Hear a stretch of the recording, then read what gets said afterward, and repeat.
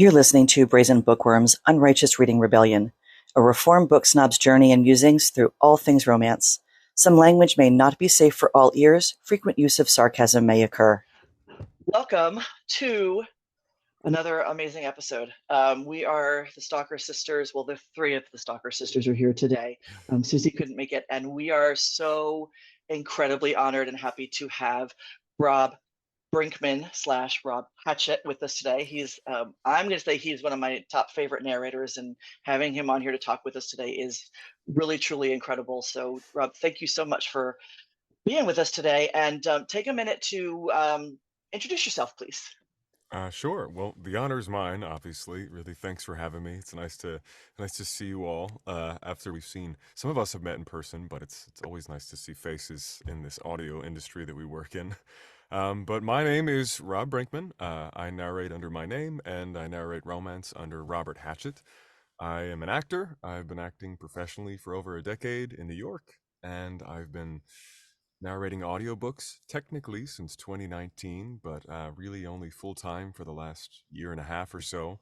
And I am just gosh darn thrilled to be a part of the community, and I'm excited to grow with it and see where it takes me and everyone that I get to meet along the way. I love it. Well, like I said, we're really excited to have you here, and we're just going to jump right into some questions. If anything comes up that you think of, like I said, we're kind of the squirrel moments take over. Occasionally, we go off the rails. There really aren't any rails, but feel free to jump in with anything else that you might want to talk about. We circle around to things all the time, and it's just kind of one of those, oh, we're here now. Okay, cool. Let's go with this. Great. But we're going to jump right in. Julie had some great questions to start with. Sure. Why and how did you get into audiobook narration? All right, so the origin story. My friend Sarah Naughton, who was also a fantastic narrator, she was one of my best friends in college. She actually introduced me to my wife shortly after college, my now wife. But she, a few years after college, she was like, you're working so many jobs on top of performing. Why don't you try audiobook narrating? She'd been doing it since she was a kid, and I dipped my toes in, and it was just okay. I was doing like a book here, 2 or 3 books a year in between contracts, just sort of finding my recording space in my house, which was a plastic tub with some sheets inside of it first, and then I was, of course, in my closet for a period of time, as we all do, and then I started building a booth out of doors I found on the street. Every now and then apartments renovate, and you just snag those solid wood ones from the old apartments, those real nice, solid, thick doors. And so I was slowly building and carving out a space in my apartment, and finding a bit more consistent work with it. And it all came to a head in 2019 when I got married. I joined the New York City cast of Stomp, and then I was performing in that until the pandemic hit. And then during the pandemic, of course, the theaters shut down, and I had some spinal surgery, which was, a sort of big moment for me in my recovery. And I decided to throw everything I have into audiobooks because I had the booth, and I was finding some passion in it and finding a deeper understanding for the industry and the type of performance that it requires. And then I started a TikTok in January of 2020. And honestly, I owe a lot to the community, the social media community, for like lifting me up and giving me so much room to play and to meet new people and authors. And ever since then, I've been doing this full time and been looking to the future to see how I can grow this in the most big and beautiful way that I possibly can. Well, you've done it. I'm never quite there. I never let myself feel like I'm there. I certainly have a long way to go, and there's so many genres, and each one requires just a little bit of a different style. I feel like this is an industry where there's just always space to grow as a performer. Right. How do you pick your projects? I pick my projects by mostly scheduling is the sort of like the iron grip that decides whether I can do something or not. In general, I'm a yes man, and as much as I can be. I have a couple hard lines as far as consent goes, and with the romance, things that I prefer to narrate. But really, have I turned down any project? maybe only under a consent situation. But I say yes if I can do it. I've been getting a lot of work in romance, which has been really thrilling and has allowed me to really grow in our romance community specifically. And I've got a couple authors who have been working with me for years. I'm on book 9 of this young adult sci-fi series with one of my oldest authors, and so yeah, I'm at the point where I really am I'm lucky to be able to say yes to as much as I can, and I don't mind booking out really far in advance, and I just try to do as much as I can at this point. Ooh. Do you, because this is one question I've thought about. Do you pre-read the books?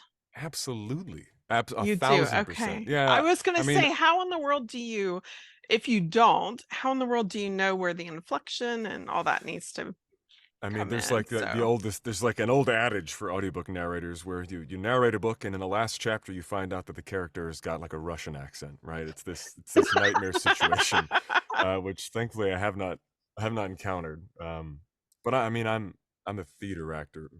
For my money, I need to know where the story's going, Mm. and the only way to know that is to read the book. I think that for the way that I perform a piece, that's how I respect the work and respect the nuance that the author has written in there. I have when I do pre-read, I pre-read in a specific way where I'm looking for certain things and I'm reading much faster than I typically do. And so there's still a freshness to the scenes as far as the nitty gritty is concerned. But I always read the book fully before I jump in. very good. I love that. How long does it take you to record something? So, we talk about pre-reading time because I know how long it takes me to read a book. Mhm. And, I know how long other people take to read books. And then when you talk about how your time, because you have to schedule your time out. So you have to leave time to read it, although quickly, and then narrate. So average length novel, about what's the time investment in something like that? Yeah, so it really depends. There are different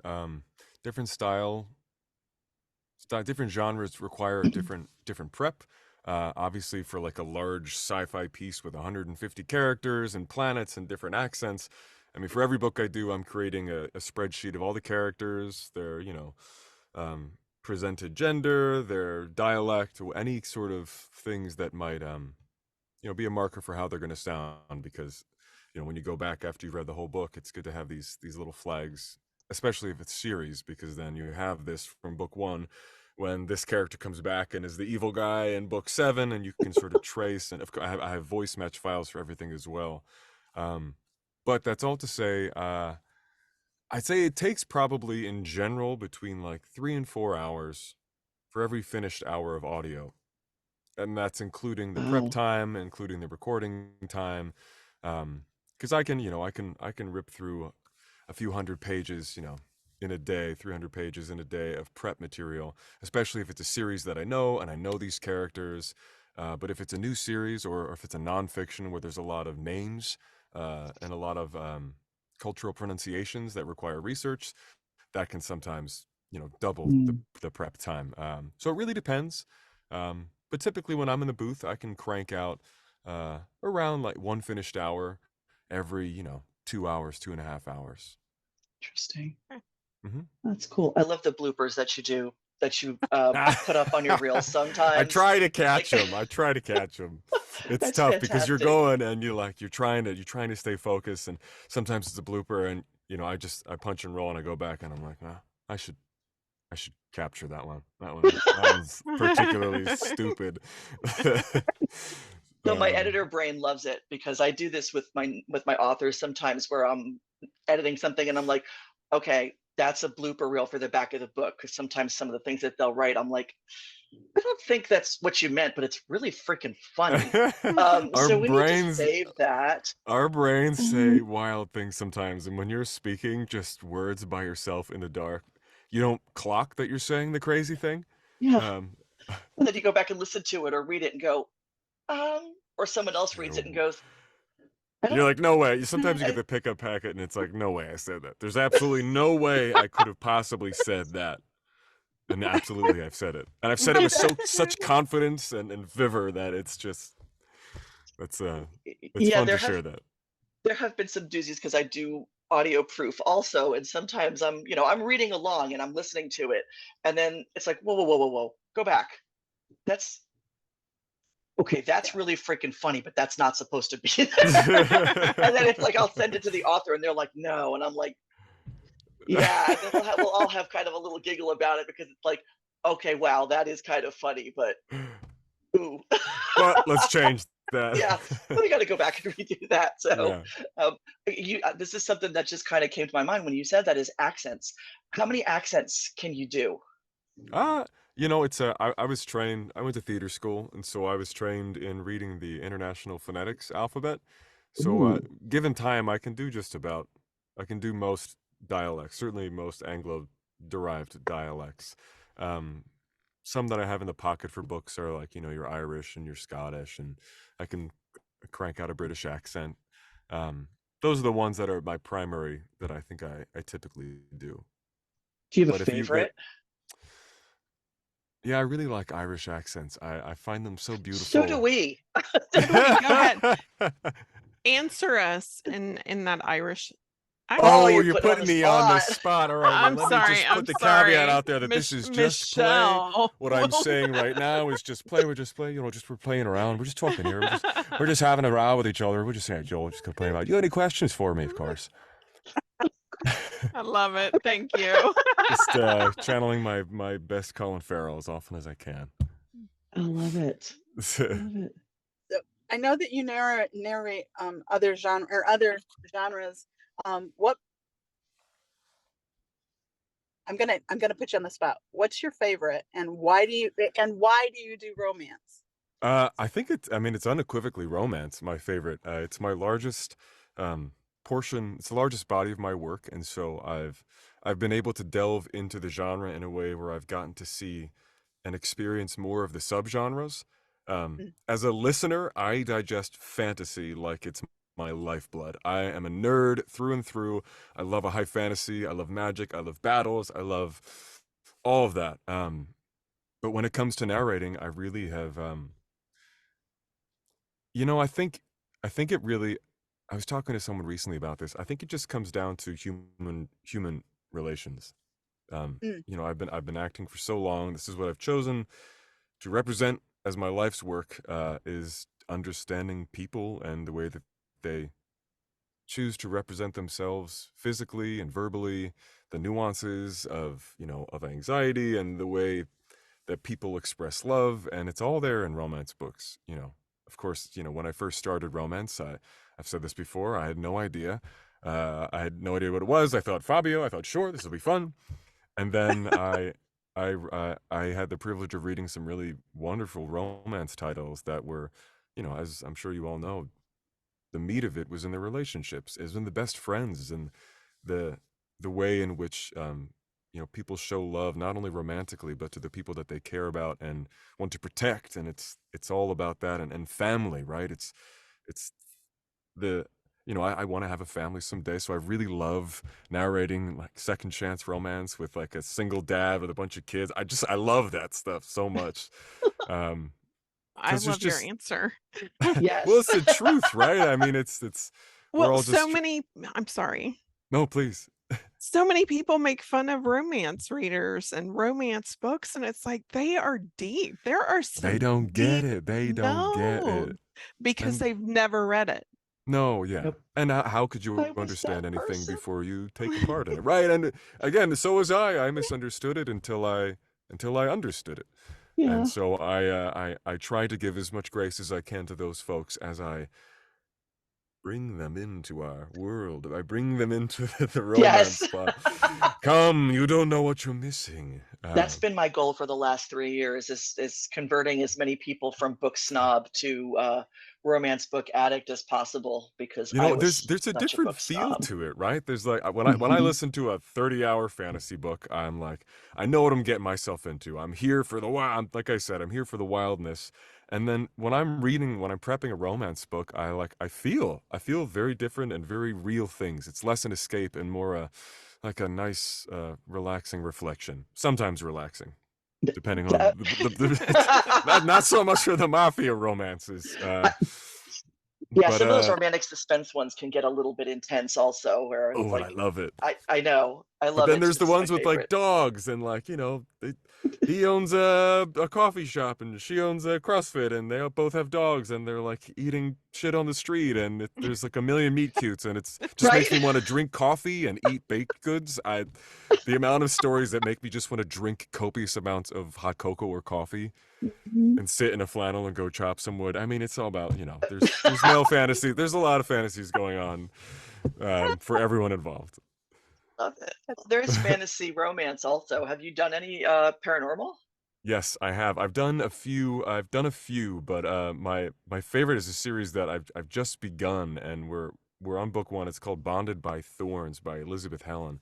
It's a Beauty and the Beast sort of parallel. It's not a Ooh. retelling, but you know, it's the I don't have the words for it, but it's that genre where they use the sort of parallel motifs, and this is a reverse harem situation, which was also a first for me, and I just fell in love with it because it's got the fantasy aspects that I love about this.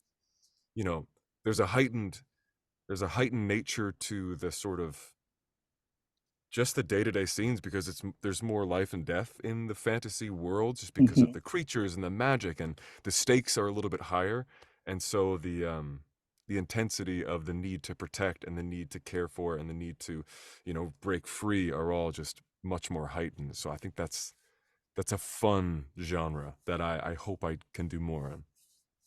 I love it. I am quickly making my way through different books and picking up things from different backgrounds and subgenres, and yeah, I've got quite the the list We stacked all with have our just on look for that one TBRs. too. We all have them. Yeah, I blew my TBR away because when it got to about 1800 books, I was like, Oh my um, God.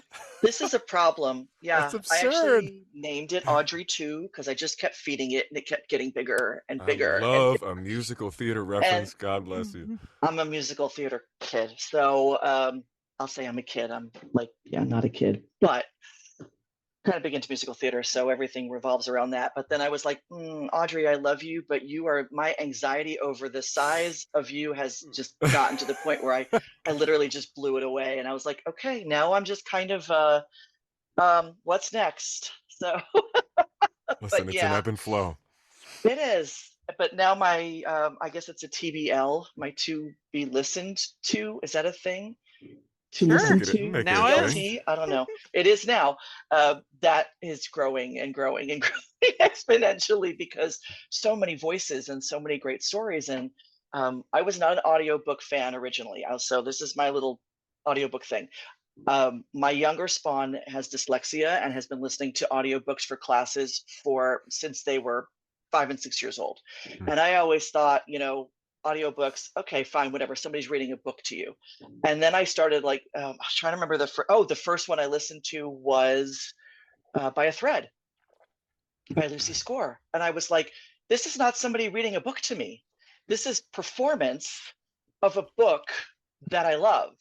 And now I'm like an audiobook addict because it's not just reading the words on the page. There's so much more that goes into it. Like you were saying, Yeah. it's the prep work and the time and the accents and the background and building the intensity and going with the flow of the story. And it's just, Well, it's it's a acting. performance, and you, as a musical theater person, you can appreciate this. It's a performance that you only get one shot at. Yeah. You know, I'm doing this show eight times a week, and I got 8 times, and they're all slightly different shows, right? Based on the audience, based on everything. But with an Mhm. audiobook, it's the pressure's on to give one performance that is the one that's going to Yes. live out there and be heard by everyone who wants to participate in the performance. Yeah. And it makes a big difference. Ron, you had another question that kind of played into that also. I don't want to ask your question. It's your question. Oh, we've kind of touched on it. How much does your acting background hinder your audiobook work? You're going in and out there, but I think did Oh, you say how much does the acting background hinder the Yeah. audiobook work? and play into. Yeah. Play into it Or plays help. into it in a of course it I mean it is my my core work for performance is the years I've spent on stage, and so I think it would be impossible for it to not influence the way that I perform with books. There's absolutely a different type of performance, considering the audience is sometimes centimeters away from your voice, and I'm performing to a microphone that's 8 inches away versus, shouting to the back of the mezzanine for the 5,000th person up there. So there's a scale that is focused, but all of the same prep work and character work and intention work is the same. I mean, we're still, to me, my goal is to honestly portray a person, especially with some of these duet books where it really feels like a live scene reading. My goal is to really try and express a character as they would be in that moment. And I think the biggest difference, the biggest departure from your sort of classic theater scene work style of performing is when you get into the narration aspects of it. When you're at whether it's third person or first person, there's a bit of it's nice when it's first person because you can really still stay in the scene with that character and ride their emotions as they're going through the thought, but still trying to delineate a difference between when they're speaking and when they're sort of these narration paragraphs, which was a new skill that I've had to learn. And then the third person, where you're narrating, but you're also trying to thread in the emotional experience of whatever the closest character is that we're talking about, and just trying to. Whenever it's third person, the way I think about it is it's like the camera is just, the angle is swinging. So sometimes we're over her shoulder, sometimes we're over their shoulder, sometimes we're on the dog's back, seeing them bop around their apartment, and just trying to give some sort of perspective so that the listener has a perspective, and it's not just, a blank, not a blank canvas, but not just hearing the words of someone telling you what's in front of you. And it's subtle because, I'm sorry? No, go ahead. I was just going to say what a great explanation, because I would never have thought that. It's subtle, and I couldn't even tell you how it necessarily translates, but as far as being an actor coming into this work, you got to have a perspective when you're performing, otherwise you are just reading. And so even no matter how that affects it, I think that's always how I'll try to approach it, to give something that has dynamic resonance to it instead of just reading, because as you mentioned earlier, it is so much more than just reading. And it can make or break a book. And you can ask Michelle, because we have this conversation so often. I am a snob. Like, if I don't like it, it's off within 5 minutes. I just can't even. I won't even listen. Like, I will cut it off. And I really think that that's okay. I truly believe, I've said this before, that finding a narrator is like finding a therapist. It's like, it's really got to be someone that resonates with however you think and hear the world. And there are some narrators that are renowned and that don't jive with the way that my mind works. And I respect their work and their body of work. But for me, I have my narrators that I would listen to them narrate the timestamps of watching grass grow because I love their voice so much and the way that they express words. And so that is like, I'm pushing to make that okay, that sentiment is, if it doesn't resonate, it's okay. It doesn't mean it's bad. It just doesn't click with you. That's it. And it's true, because, you listen to something, and if you have read the book already and you have something in your mind for what the character should sound like, and then you start to listen to it, excuse me, and the character doesn't sound like that, it kind of kills the whole experience. So when you have a narrator who can be very varied, who can come up with the different voices, who fits the accents, who fits the character. I'm not going to mention any names at all. There's no names here, but was audio proofing a book. Oop. And did I drop out? You're back now. You're back now. Okay. It's probably sorry. me. No, but I got you back now. Yeah, and before I had the dog, that was literally a squirrel moment. There are 3 squirrels in my front yard running around my car, and the dog saw them, and of course had to let me know, "Mom, the Oh, a squirrels are literal back." squirrel moment. Literal squirrel moment. Yes, which is what the dog, yeah, because Maggie does not hesitate to tell me when there's anything in the yard, which I love, but still, bad timing, dog.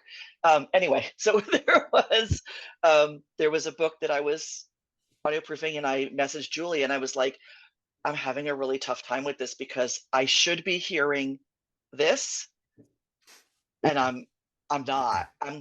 It was so far off that it was difficult to listen to, and it's my job. I have to listen to it, so I can't just say no, thanks. But I can see how it can affect when someone's read the book or even not read the book, and they're trying to place in their mind the character, because voices do have an impression of what someone looks like. It can impart an element of age. It can, has so much to do with location, and it, it really creates a character. So when it's not the right voice, it's like, check, please. And I've done that a couple times. It's like, yeah, this is not for me. I love the book, but the narration's just not working. So we're just going to move on to the next one because there's too many good books to listen to. Yeah.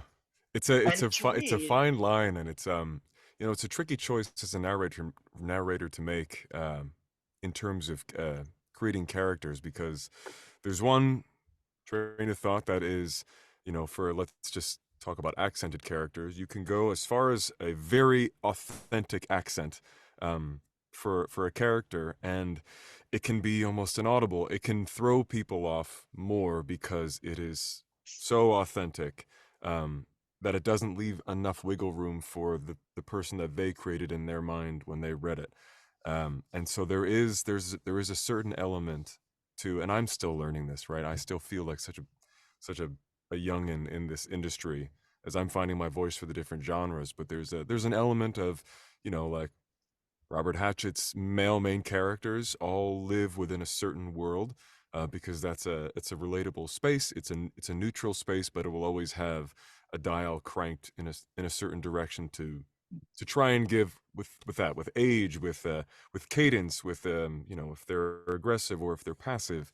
And so it's I'm still trying to figure that out, as I'm sure we all are, as we narrate these different characters. But it's a trick, especially in the books that require a very pointed style of accent, or if they want a very specific voice for a character. It's a risk, right? We make a choice and we stick with it. Yeah. Do the authors that you work with give you any background ahead of time? Like, I want it to kind of sound like this, or here's an example of how I want it to be read, or is it more kind of just here's the book, have fun? It's a little bit of both. There are sometimes when you work with production companies, there's actually no contact with the rights holder or the author, and so it all goes through them. And typically, they'll have the author fill out a sheet, like a prep sheet, which it gives an opportunity for name pronunciations, clarifications, any kind of pronunciation clarification, and space to give a vibe or a blurb about each of the main characters, or if there are any specific asks about specific characters, to bring that up at the top of the recording process. And when I work with indie authors, I try to leave space for that at the top before I send in the performance sample of, if you have any specific desires for characters, now is the time to let me know that, so I can work that into my prep. I would say more often than not, it's pretty minimal in that way. It really all depends who you work with. And some authors are great. I've worked with some indie authors that are fantastic. I mean, again, I keep talking about being a theater actor, but doing theater in New York for years, you work on these passion projects of people who have just spent years of their life writing this play, and you go into the black box and you have like a month to put it up, and it's like, okay, we're doing this all together, and they put their heart into it. And sometimes you get authors that send you, oh my gosh, this was for Bonded by Thorns, actually, that same book that I was talking about. The other narrator and I got this beautiful PDF of, they had generated images of the sort of celebrities that they had envisioned for the characters, but had them crafted in a way where it gave them a fantasy element and gave them their height and their age, their background, their eye color, their vibe. It was all this wonderful information, and they're like, here's this information, run with it. This is just what we had envisioned for it. And it was, it's great. It's great when it's, because it's, and then it puts in, they give the onus on us to take that and run with it, which is much easier to do at the front of the project than after the performance sample.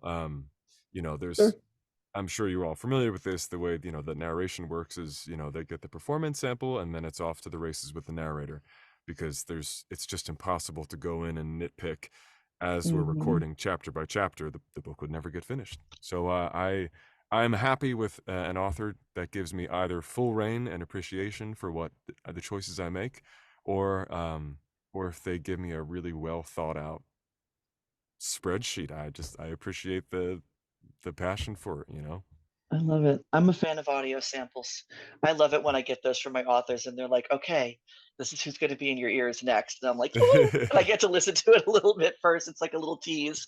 But it can make a difference because, you know, when it's a chapter of, okay, that's not how we kind of envisioned the character, it's a lot easier to go back and say, hey, can you make him lighter? He needs to be darker. He needs to sound a little less intense, a little more happy. And we were talking the other day, and I'm like, he needs to sound like less of an asshole. And I didn't know how else to say it. You know, oh, by the way, we have no filter here. But I didn't know how else to say it. But it was like, just the vibe was very different. And I was like, I don't even know how to say that. But the author was like, oh, I know what you mean. And they were able to turn it around. But I was like, I just know what I know what I'm hearing and what I'm not hearing. And it's just, you know, but that's why it's so helpful to get, you know, if anyone can provide that information up front, it's good to clock that. Even if it's a tertiary character, okay, when they come in, I'll give them this energy for this scene. I love that. So, okay, you use two different names. Why do you use two different names? What was the thought process behind the two names? The thought process was, in the beginning, my friend who narrates, she also works in romance, and she recommended a pseudonym after she told me the type of content that I would potentially be narrating. And I thought, okay, great, I'll start off with a pseudonym. And I thought of Robert Hatchet all those years ago, and I was recording everything under Robert Hatchet back in 2019. And then I realized, like, the real reason to have a pseudonym, which is searchability. If I'm narrating like a young adult book out there, I don't want the listeners who are searching for that, potentially children, to come across, you know, 8 Nights of Sexy Sin. It's not what you want. It's not a good look. And so I want those to be separate only in that way, so that authors that want, you know, me for a certain style can search my work and find work that is similar and not have any, you know, surprises. And I've chosen to put all of my romance work, clean and steamy, all under Robert Hatchet, because again, like I said, I really embrace the romance work, and I just want it all to be under one name, because that's who I am. I'm not trying to hide who I am, which is to say it is absolutely acceptable to keep those separate. I have a lot of narrator friends who don't like to show their face in that way. It's just a choice I made and where I'm at. Cool. Oh, I love it. I'm always curious, because I know that there are several narrators who use multiple names for different styles. And I always find it fascinating of why some decide, nope, this is it. It's just, this is who I am. And then authors use pen names all the time. And sometimes it's to differentiate genres or subgenres. Sometimes it's because you know, one of my friends is a preschool teacher. She's like, I do not want my students, you know, looking that makes up so much sense. It makes a ton of sense. Right. She's like, it's not like I'm embarrassed about what I write, but it's not suitable for them to read it. So we're just not going to give them the opportunity to look for that information. And I was like, exactly. That makes a lot of sense. As a former teacher, I'm like, you know, that makes a lot of sense why you would do that. I taught high schoolers, so they were already reading. My high school students were reading romance before I was reading romance. But I'm like, you know, I get the purpose behind it. So Oh gosh, we're like almost at time. Oh Tell my us about, goodness. okay, you're doing a show, you are an Mhm. actor, and Yes. you are doing a show, Gatsby. Tell us about Gatsby. Sure. So I play Nick Carraway in an immersive production of The Great Gatsby off Broadway in New York City.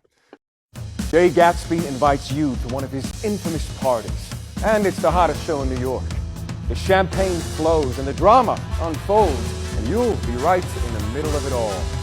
Get ready for an unforgettable evening. And we opened a few weeks ago, and this production is it's very unique. It's a unique way of storytelling for us to present this story in an immersive way.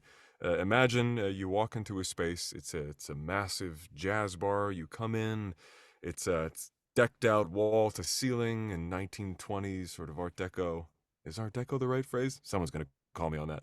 But you're immediately transported into the world. You're going down a flowing staircase, and there's a big, beautiful bar. And you start to clock that there are interactions happening around you. You might meet Daisy, you might meet Mr. Gatsby as he's walking around his party, and the show kicks off with a big monologue that I do, which really sort of focuses the show and brings us into the world of F. Scott Fitzgerald. And I am tasked with the privileged and wild responsibility of speaking his words, which are so thick and beautiful with prose and poetry.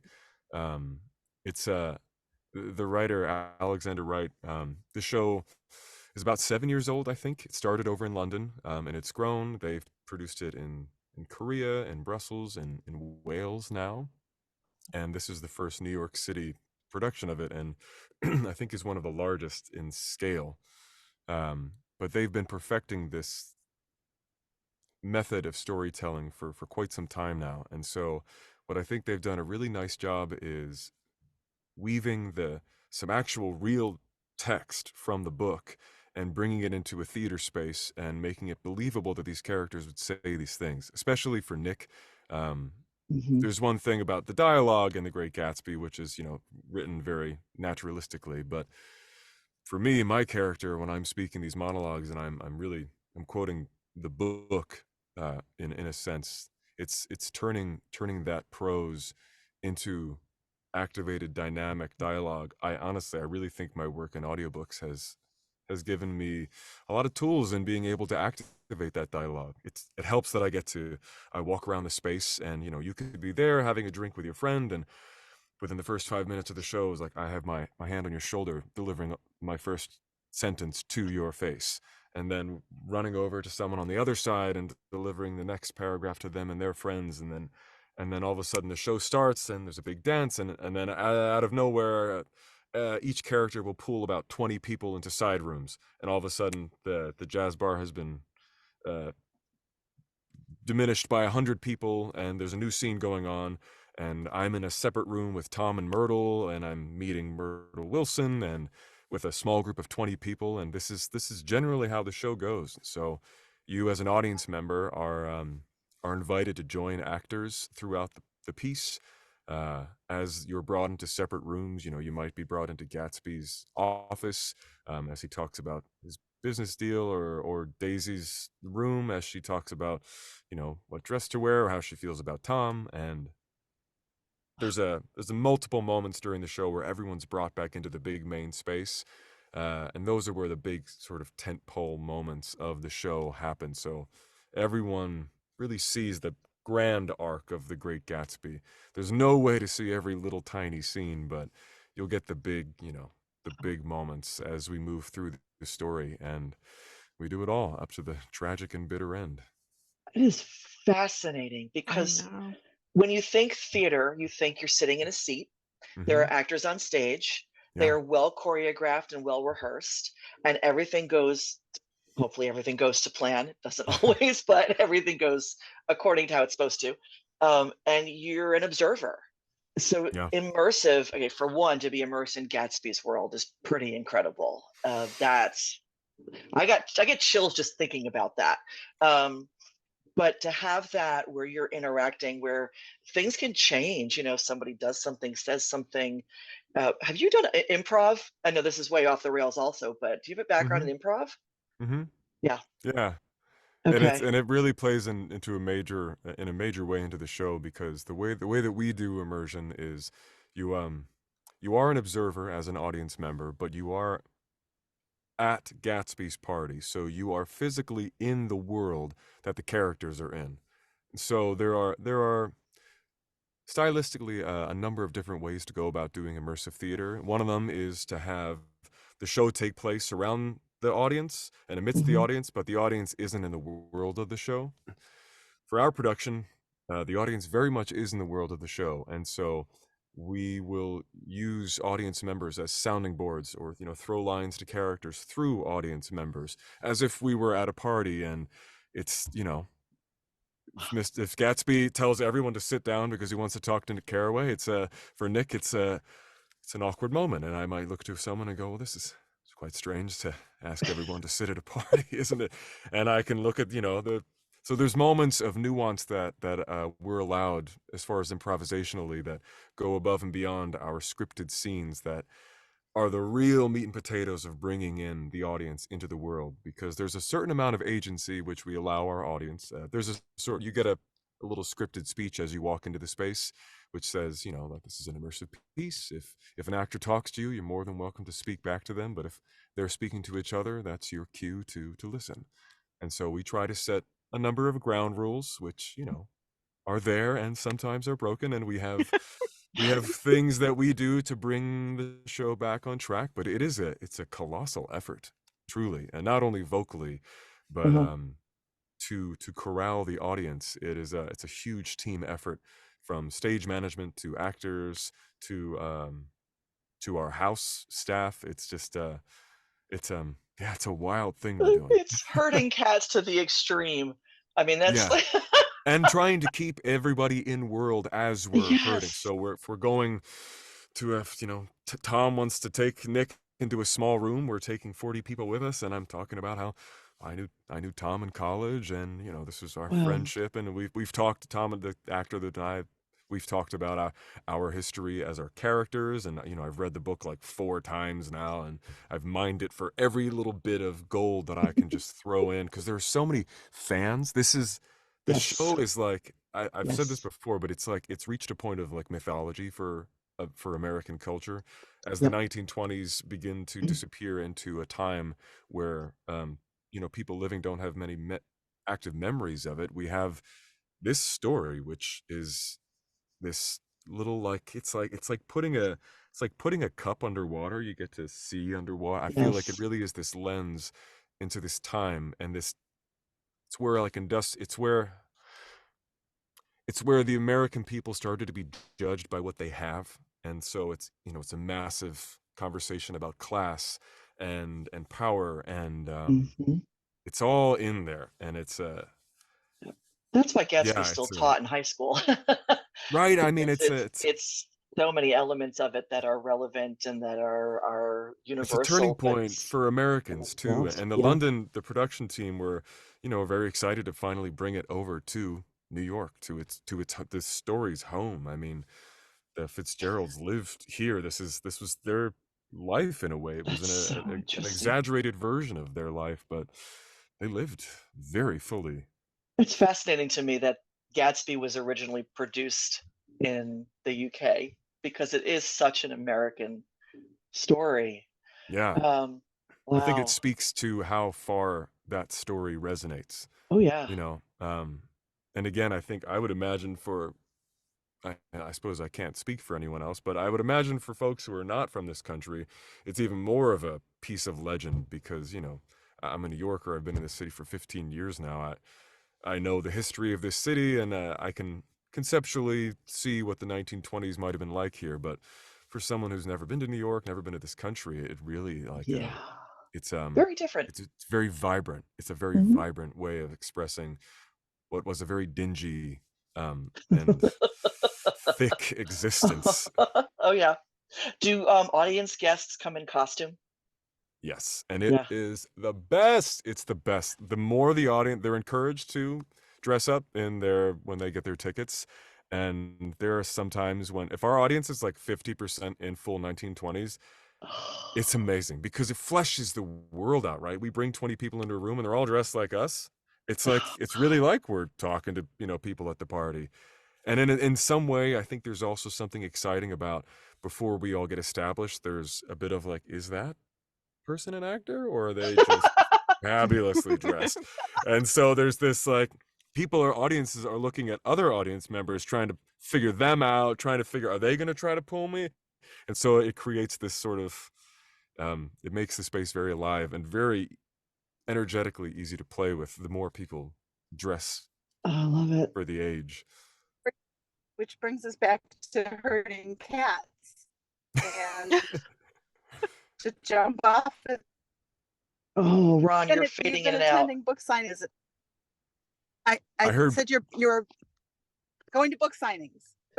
Yes, How's that yes. for herding It's the cats? best. Ah, gosh. Talk It's so about exciting. herding Everything cats, just yes. fell. All right. Oh gosh, please stay. It's really fun. I went to my first one, Indies Invade Philly, last year, and man, it was a pretty pivotal moment for me. Talking about the romance genre with y'all, it was the moment that connected the work to the community, because I had never met anyone else in the community. I'd met a couple narrators in the city, but never to the extent that I did there. And the really amazing people at Audibly Addicted, the family that they created in bringing people, narrators and authors alike there. It was warm. It was welcoming. It was inspiring to meet. I was sat between, you know, powerhouse narrators. I was like a little tiny sapling at this table of bonsais that have been around and absolutely crushing the work.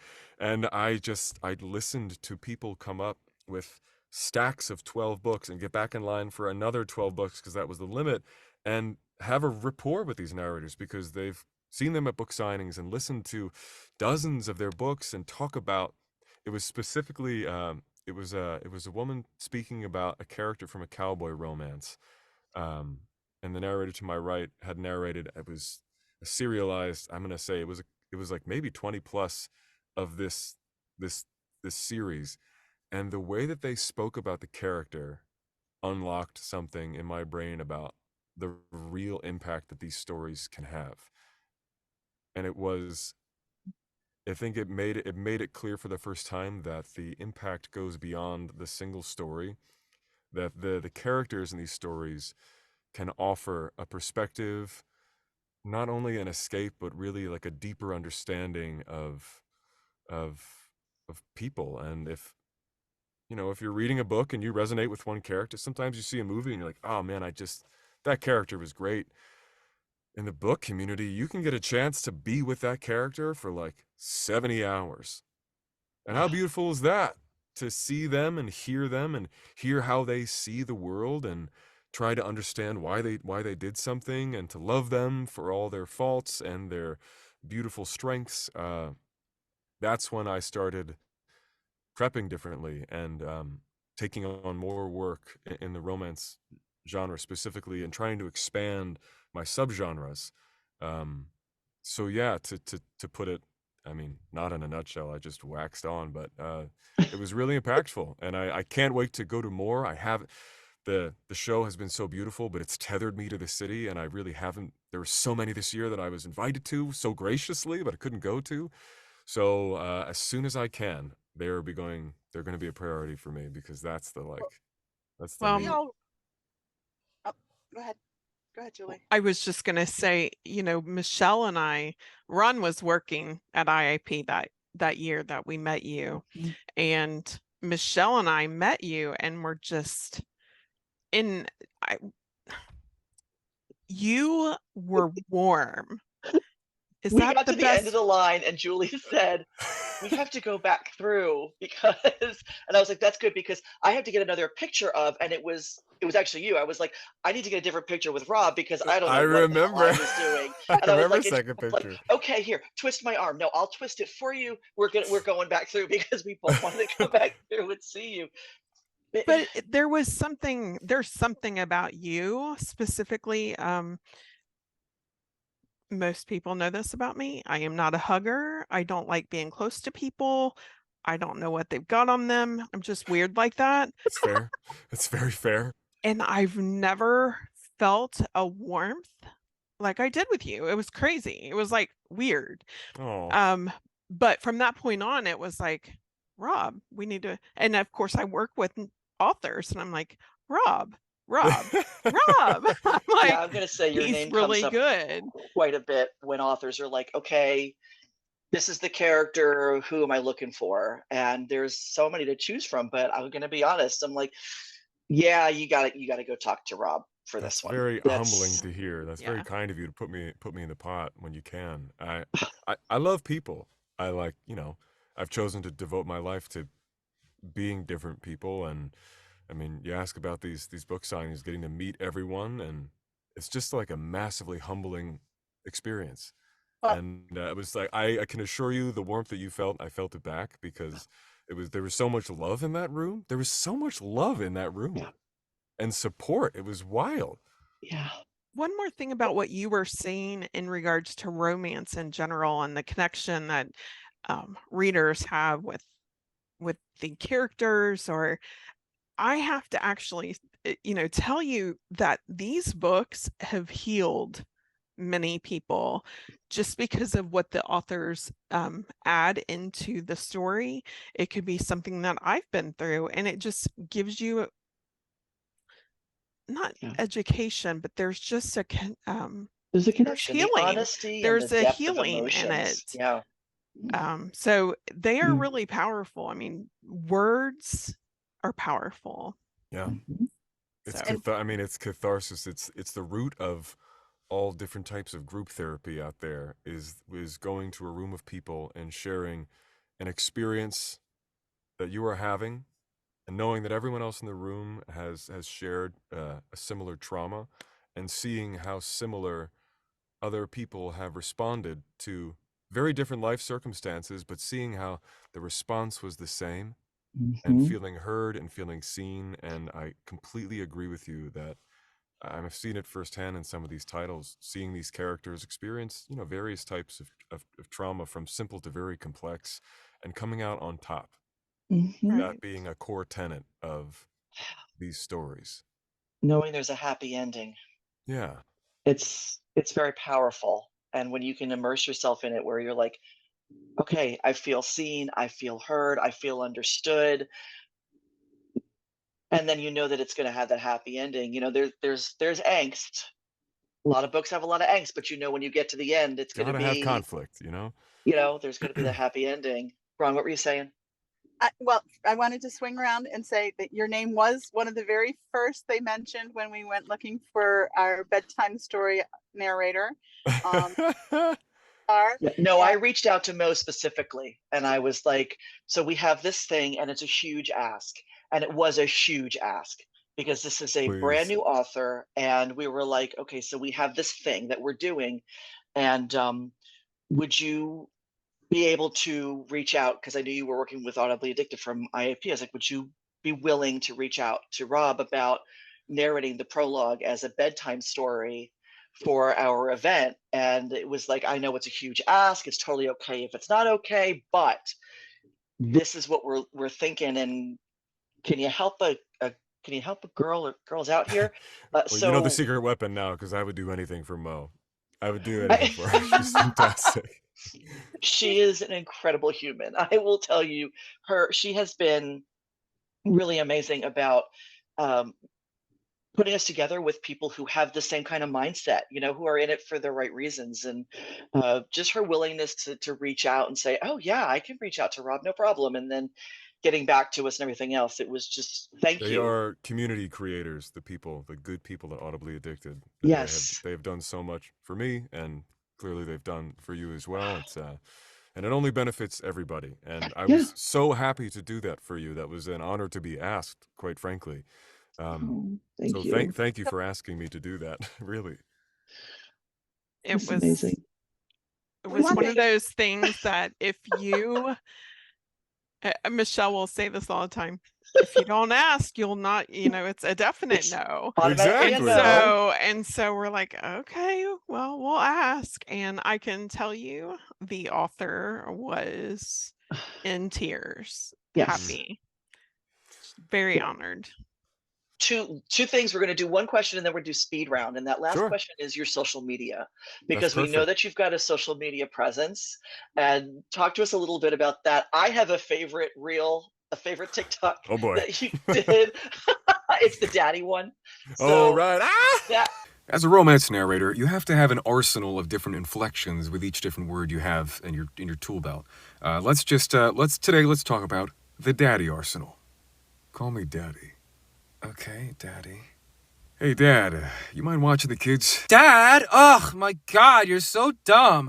Hey, bud. God damn it, Dad, knock one before you out. Sorry, God, I'm so sorry. Jesus Christ, Dad, I was reading. Just get the fuck out. Hey, Daddy. Is that the suit I bought you in 1801? Daddy's home! Can we have french fries? Daddy. that is I have sent that to so many people Oh, because it God. shows so much range. Plus, daddy. Okay, it's Right. fantastic. So I mean, I knew what I was doing. Let's be clear. This is yeah, it was talk all. to us. Thank Pedro Pascal for that. Yes, that was perfect. Talk to us a little bit about your social media, how that impacts you, why it's out there, what you do. Sure.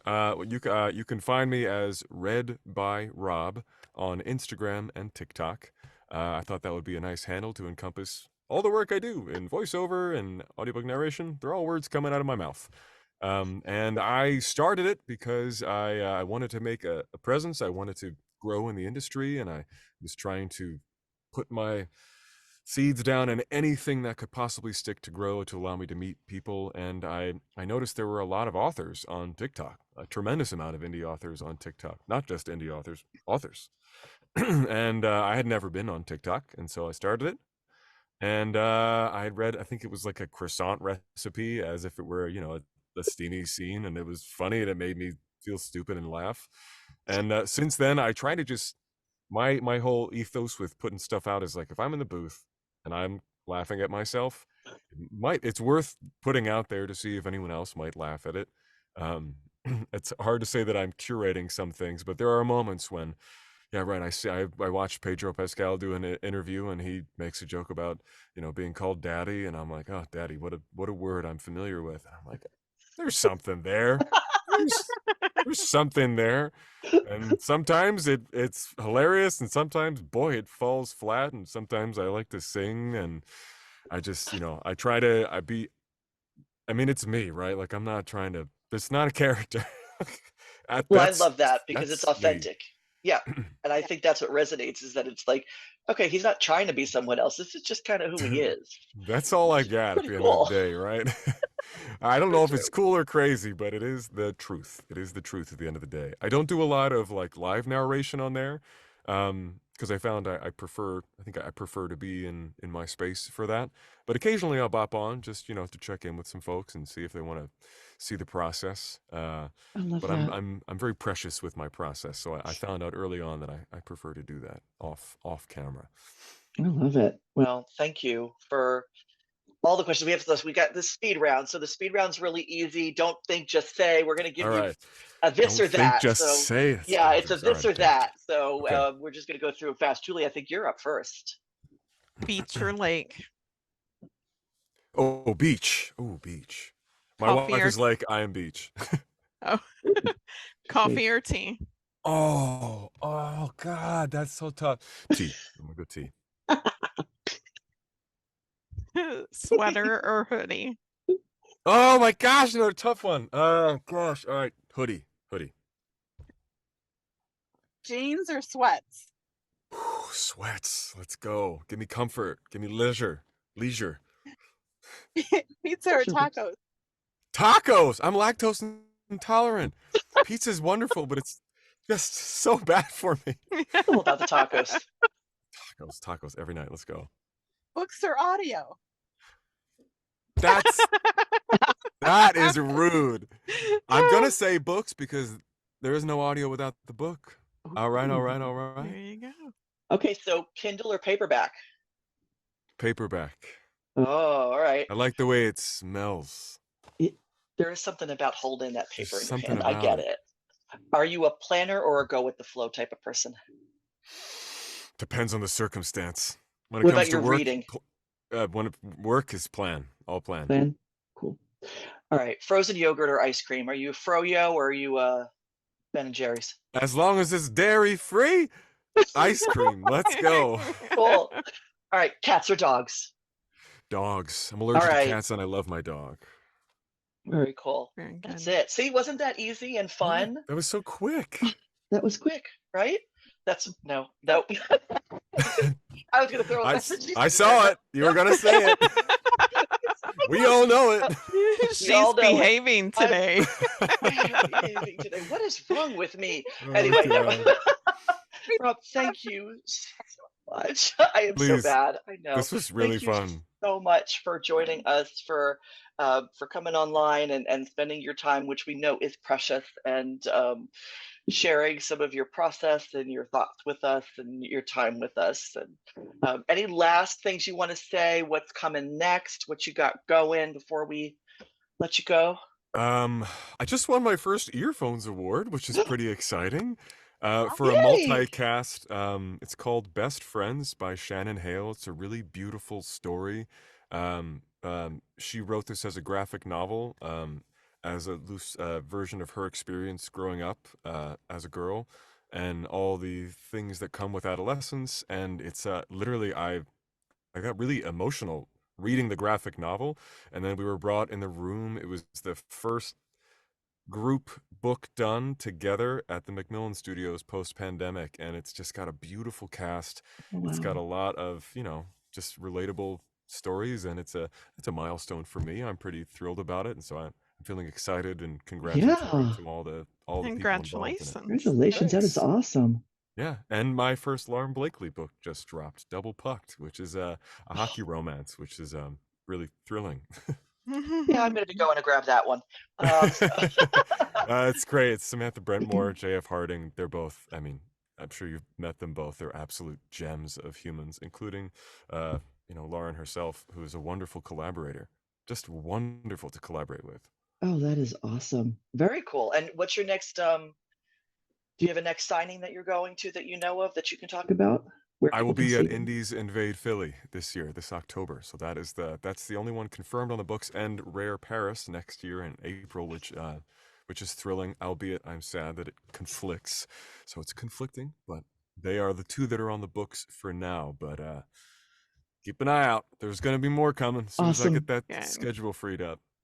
I love it. Well, thank you so much, Rob. We really appreciate your time and your talent and your intensity and coming on with us today. So thank you so much. We appreciate it. The honor is really mine. You all are so supportive. Thanks for having me on here. I'm always happy to chat whenever you'd like. Awesome. Well, Thank you. Thank you so much. All right.